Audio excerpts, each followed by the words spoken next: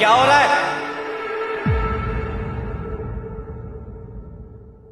खाने का सामान कोई ऐसे फेंकते हैं? अब गिरिए ना बेचारे बच्चे के कपड़े पे। छोटी जाति का गरीब छात्र है, किताब कॉपी के पैसे भी जैसे तैसे जोड़ता होगा बेचारा, और तुम सब उसके कपड़े गंदे करते हो। इनके पास ले देकर 2 ही जोड़ी तो कपड़े होते हैं। हाँ, अब ये कल क्या पहनकर आएगा कॉलेज में?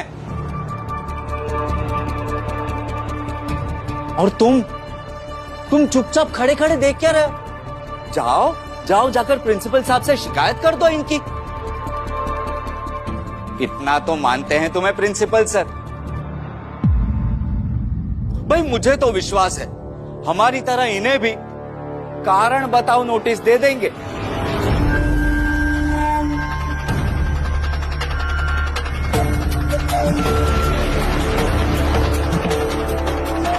तुम लोग जाओ यहां से।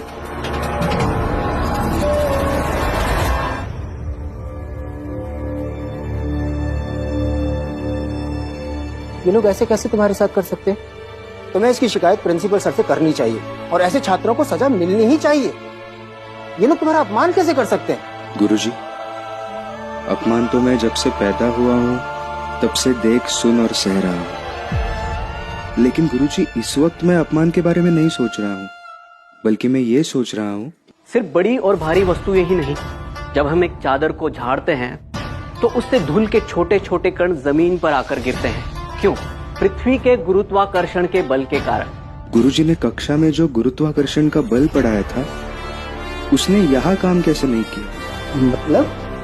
मतलब गुरुजी, नरोत्तम जोशी ने जो खाना मुझ पर फेंका उस पे गुरुत्वाकर्षण बल ने काम ही नहीं किया, या फिर उसके फेंकने का जोर इतना ज्यादा था कि खाना जमीन पर गिरने के बजाय सीधे आकर मेरे कमीज पर गिर गया और बाद में जमीन पर गिर गया।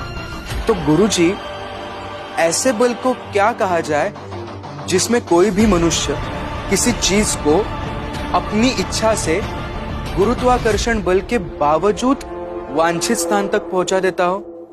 तुम्हें ये सवाल अपने विज्ञान वाले सर से जरूर पूछना चाहिए। चलो घर चलते हैं। जी।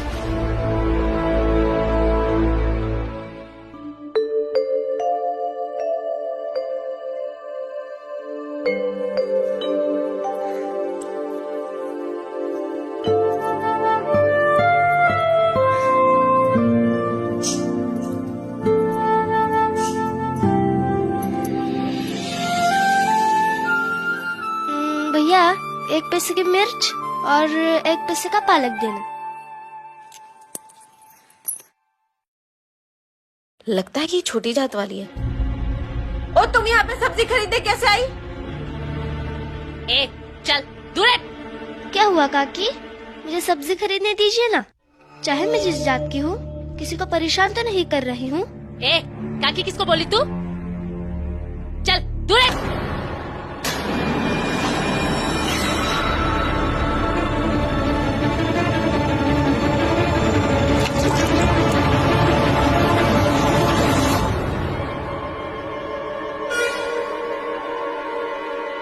चैन, मेरे 4 तोले की सोने की चैन थी, वो नाले में गिर गई।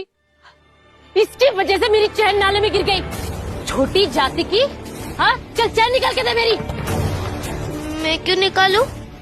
आपकी चैन मेरे कारण नहीं, इनके कारण गिरी है। अरे तू यहाँ आई ही क्यों? मैं तो यहाँ सब्जी खरीदने आई थी। तेरी सब्जी गई नाले में। तू पहले मेरी चैन निकाल के दे। चल। आपकी चैन मेरी गलती से नहीं गिरी है, मैंने निकालूंगी। अरे गलती किसी की भी हो, है तो तू ऐसी ही जात की ना।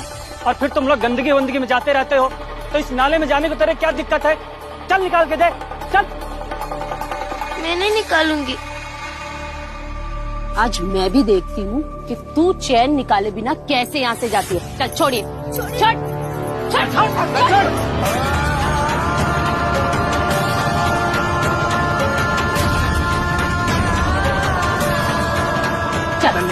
निकाल के दे मेरी चैन।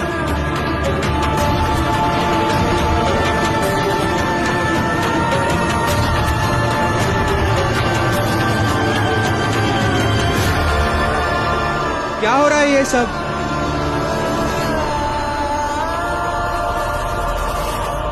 आप मेरी पत्नी के साथ ऐसी जबरदस्ती क्यों कर रहे हैं? तो तू है इसका पति, ठीक किया तू भी आ गया। एक काम कर, तो इस नाले में घुस के चैन निकाल कर दे दे। नहीं, तो हम तेरी पत्नी को छोड़ देंगे। चल निकाल कर दे। नहीं, मेरी कोई गलती नहीं थी, इन्होंने धक्का मारा और ये सब हो गया।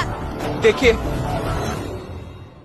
आप लोगों को हमसे, हमारी जाति से, हमारे छूने से इतनी घृणा होती है, तो आपने इसे धक्का ही क्यों दिया? और अगर आपको हमसे इतनी घिन आती है, तो क्या इस नाले में निकली चेन से घिन नहीं आएगी? इस बदबूदार नाले से निकली हुई चेन को आप फिर से गले में कैसे पहन सकती है? चल रमा घर।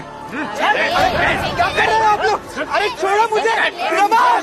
छोड़िए ना मुझे, ऐसे कैसे जाने देंगे? जब तक मुझे मेरी चेन नहीं मिलेगी ना, तो कोई कहीं भी नहीं जाएगा। छोड़िए।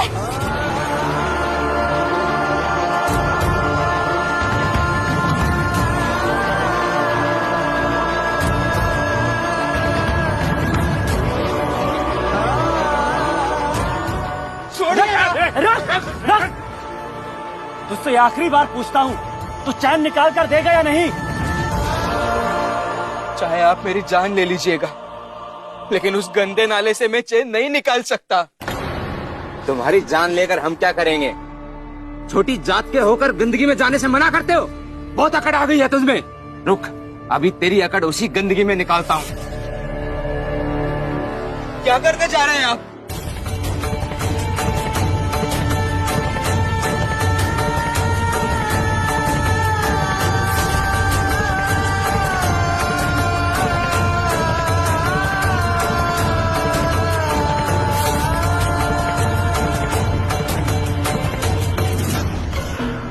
क्या कर रहे हो?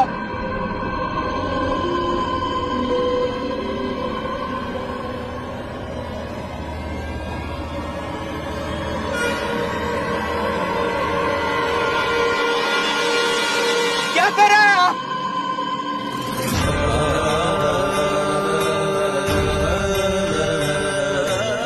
छोड़िए मुझे। क्या? छोड़िए।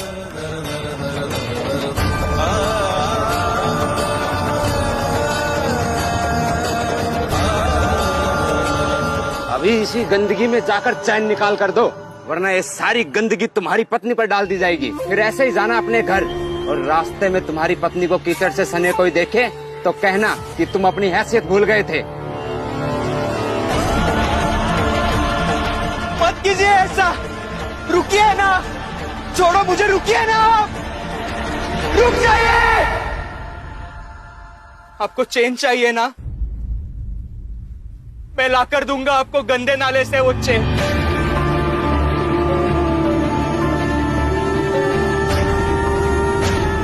नहीं, अब नहीं जाएंगे उस गंदे कीचड़ में। नहीं रमा, जात चाहे जो भी हो, मैं तुम्हारा पति हूँ, और पति होने का कर्तव्य जानता हूँ मैं लाकर दूंगा वो चैन। नहीं, अब नहीं जाएंगे। छोड़िए मुझे। तू कहीं नहीं जाएगी जब तक मुझे मेरी चेन न मिल जाए। और वैसे भी घर जाकर तो शुद्धिकरण करना ही है।